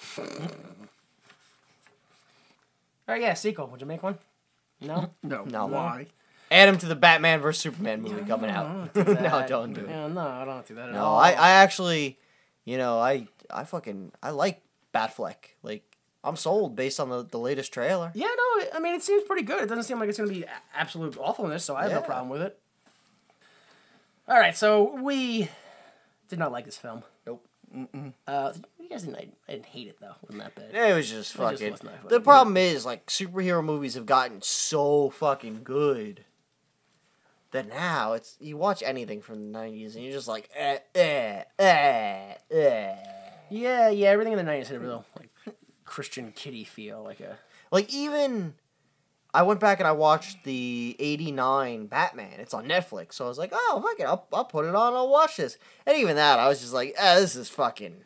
Yeah, there's a lot of times where... This is fucking cheese horse shit. It's not, I mean, it's cheese, but it's not cheese so much as it's art. They really, really try to make every scene art. Like, they're not trying to tell a story, they're really trying to paint art with a movie. Yeah. So it's really weird. It's really... I mean, it's alright, but it's alright as, a 90s comic book movie, whereas modern comic book movies are good for just movies in general. I don't know, man. I feel like in, 10 years, we're going to look back and go, man, we were, high on tryptophan and, Vicodin all day, huh? We didn't know what the hell we were doing. Listen, Winter Soldier is a fucking masterpiece. Yes, it is. You say that, but in 10 years from now, when we stop doing shaky cam, you're gonna go, man, that film was really good, except for how come the camera shook a little bit during every fight? That was, but it didn't. Yeah, but it did. No, not in Winter Soldier. Mm-hmm. No. Yeah, it did. I seen it. Yeah, I saw how close up the camera shots were too. All right, Game time? Yeah, I don't know about Winter Soldier. We can certainly get a second opinion about this. Let's hear from some opinions and some assholes. Yeah. However I segue this segment. So the first one is called Been Looking For It by Kenneth, right? Been waiting forever for this movie to come out. This movie is what made me want to become a director. Asshole. 5 out of 5 stars. Asshole. Yeah. Holy oh shit. Man. Unless there's a story of, when I saw this movie, I realized, holy shit, any dummy can direct. And I was like, oh, I'm gonna be a director. Oh my god, Hollywood's fucked up. I have to fix it. Yeah, unless that's the logic, he's definitely a fucking asshole. Fuck, asshole. All right, so the next one is called Man of Steel, but Grandma is in charge. That's the last one. God, I hate this. By Gloria. This is about working together as a team in spite of obstacles. It lets us know, too, that Grandma is to be loved, feared, and respected. 5 out of 5 stars. An opinion? I'm gonna go with Grandma. Yeah, this is clearly written by Grandma. It's a Grandma, Yeah. Oh my gosh. Do we have a list of all of the different... You act like anybody keeps track of what the fuck is happening here. I mean, I know we've had furries and opinions and like, assholes and the A, The Greek E, A, yeah. yeah. We spelled space once. Yes. So this next one is by our favorite resident asshole, Wrestle Dude. This is the film that killed the comic book movie. Shaq's acting is wooden at best. The dialogue is so bad, it makes the dialogue from Deke's Battletoads pilot sound good. The story arc is lukewarm and has many mindless filler. In fact, it takes 37 minutes or more to get to see Shaq wear the steel suit. The villains are morons. The action is basic. The only cool factor of this is the laser shooting wheelchair, but it fails to help the film in the long run. I give it 1 out of 10. I'm gonna use it 1 out of 5 because that's how it works. I don't know. My first film that killed the comic book movie.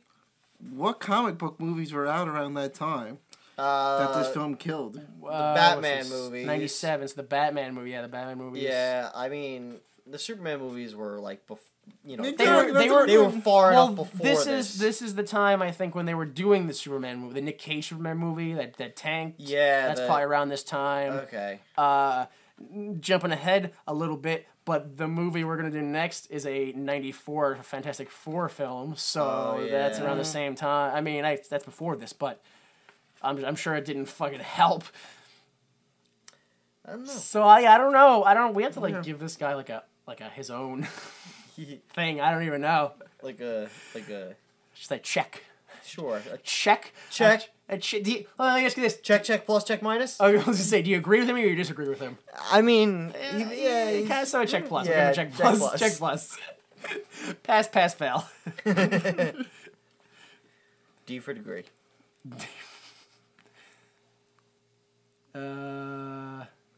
Okay, so the last one is called Reeboks and Tacos, Why You Must Own Steel. Perfect logic. Why not? If you're a fan of comic books and comic book movies, Steel is a rite of passage that you must watch to truly be called a fan. Produced by Quincy Jones and a quintessential 90s movie, Steel is a weird blend of Iron Men and White Men Can't Jump that would make Tyler Perry proud. Like it or hate it, hip-hop's the same, no matter where you come from. 3 out of 5 stars.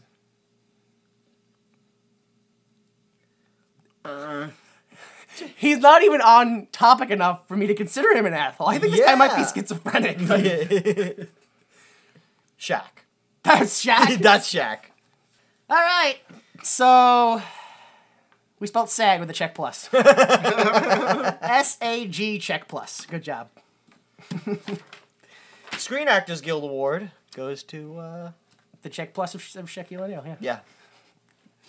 All right. So www.ymt.com has everything. Facebook, Tumblr, Twitter, YouTube, anything we do, it's out there. It's on www.ymt.com.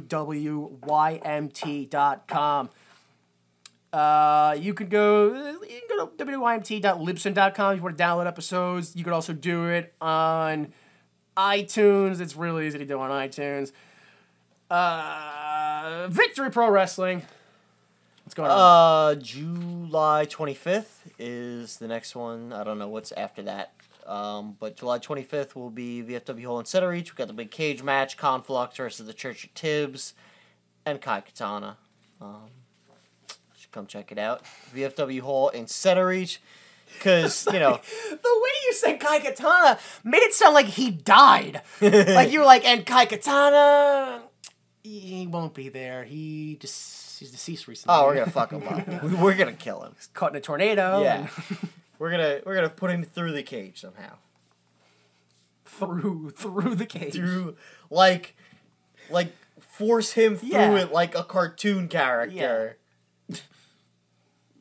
There's like a food Like product. a Play-Doh. Right? Yeah. No, that's not a food product though. What else do you do? Eggs? No, spaghetti. No, that's just to measure how much spaghetti you're using. Play-Doh. Play-Doh. You force it through and then it looks like a star. I must have used to eat Play-Doh. That's what it is. I had to eat Play-Doh. All right, so the Troy McClure clip comes from me, Jimmy Time. Our intro music is Falling If You're Loved by Kill Paris. Taking us out today is I Know I Got Skills by Shaquille O'Neal featuring Def Jeff off of the Shaq Diesel album. Oh, God. Yeah, it's amazing. Please join us for our next film, which will be the 1994 action sci-fi unreleased The Fantastic Four, starring Alex Hyde White, Jay Underwood, Rebecca Stabb, and Michael Bailey Smith. Those are some white goddamn names. So, for Danny Money, Jay Delta, I'm Jimmy Time. Please remember that without the mistakes of others, we'd be forced to endure the pain of failure ourselves. Support the arts.